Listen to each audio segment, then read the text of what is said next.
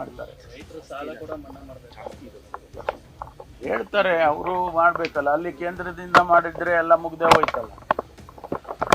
ನಮ್ಮನ್ನ ಹೇಳೋ ಬದಲು ಇವತ್ತು ಇಡೀ ನಮ್ಮ ಮುಂದೆ ರಾಜ್ಯದಲ್ಲಿ ಬರ ಇಲ್ಲ.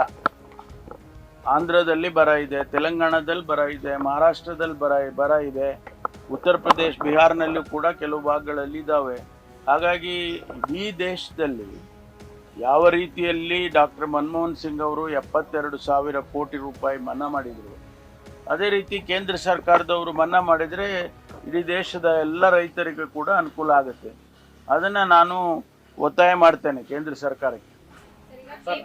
ವಿಚಾರವಾಗಿ ಕುಮಾರಸ್ವಾಮಿ ಇವತ್ತೊಂದಿಷ್ಟು ಡಾಕ್ಯುಮೆಂಟ್ ಅನ್ನು ಬಿಡುಗಡೆ ಮಾಡಿದ್ದಾರೆ. ಅಕ್ರಮ ಆಗಿದೆ ರಾಜ್ಯದಲ್ಲಿರುವಂತಹವರು ಬೇಕಾದವರನ್ನ ಸ್ಪೆಷಲಿ ಪ್ರಿಯಾಂಕ್ ಖರ್ಗೆ ಅವರ ಇಲಾಖೆಯಲ್ಲಿ ಕೂಡ ಈ ಒಂದು ಅಕ್ರಮ ಆಗಿದೆ, ಯಾರ ಸಹಿ ಇಲ್ಲದೆ ಅವರು ಲಿಸ್ಟ್ ಅನ್ನ ಅನೌನ್ಸ್ ಮಾಡಿದ್ದಾರೆ ಅನ್ನುವಂತಹ ನಿಟ್ಟಿನಲ್ಲಿ ಇವತ್ತೊಂದಿಷ್ಟು ಡಾಕ್ಯುಮೆಂಟ್ ಅನ್ನ ಬಿಡುಗಡೆ ಮಾಡಿದ್ದಾರೆ. ಯಾವುದರ ಬಗ್ಗೆ? ಕೆಪಿಎಸ್ಸಿ ವಿಚಾರವಾಗಿ ಕೆಪಿಎಸ್ಸಿ ಎಕ್ಸಾಮ್ಸ್ ಅಲ್ಲಿ ಅಕ್ರಮ ನಡೆದಿದೆ. ಗ್ರಾಮೀಣಾಭಿವೃದ್ಧಿ ಇಲಾಖೆಯಲ್ಲಿ 24 ಜನ AEE ನೇಮಕಾತಿ ವಿಚಾರ ಇಲ್ಲ, ಅದ್ರ ಬಗ್ಗೆ ನನಗೆ ಮಾಹಿತಿ ಇಲ್ಲ. ಯಾಕೆಂದರೆ ಅವರು ಅದೇ ಒಂದು ಗೊಂದಲ ಆಗಿ ಕೂತಿದೆ, ಅದ್ರ ಬಗ್ಗೆ ನನಗೆ ಹೆಚ್ಚು ಮಾಹಿತಿ ಇಲ್ಲ. ನೇಪಾಳದ ವಿಚಾರದಲ್ಲಿ ಸರ್ ಈಗ 8 ಜನ ಅಂತ ಹೇಳಿದ್ರಿ, ಈಗ ನಂಬರ್ ಏನಾದರೂ ಇನ್ಕ್ರೀಸ್ ಆಗಿದೆ? ಈಗಾಗಲೇ 12 ಅಂತ ಇದ್ದಾರೆ. ನನಗೆ ಬಂದ ಮಾಹಿತಿ ಈಗಾಗಲೇ 12 ಅಂದರು.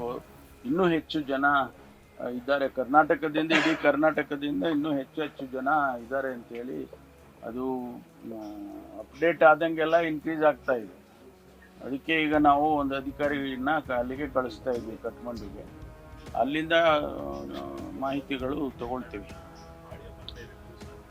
ಮಾಹಿತಿ ಬಂದ ಮೇಲೆ ನಾವು ಅಲ್ಲಿ ಏನು ಮಾಡಬೇಕು ಅವರಿಗೆ ಅದನ್ನು ನಮ್ಮ ಅಲ್ಲಿ ನೇಪಾಳ ಸರ್ಕಾರದ ಜೊತೆಯಲ್ಲಿ ಬೇರೆ ಬೇರೆ ಕೇಂದ್ರ ಸರ್ಕಾರ ಅದನ್ನೆಲ್ಲ ಮಾಡಿ. If you like this video ಬೇಗ ಲೈಕ್ ಮಾಡಿ, ಕಾಮೆಂಟ್ ಮಾಡಿ, ಶೇರ್ ಮಾಡಿ ಹಾಗೂ ಯೋಯೋ ಟಿವಿ ಕನ್ನಡವನ್ನು ಸಬ್ಸ್ಕ್ರೈಬ್ ಮಾಡಿ.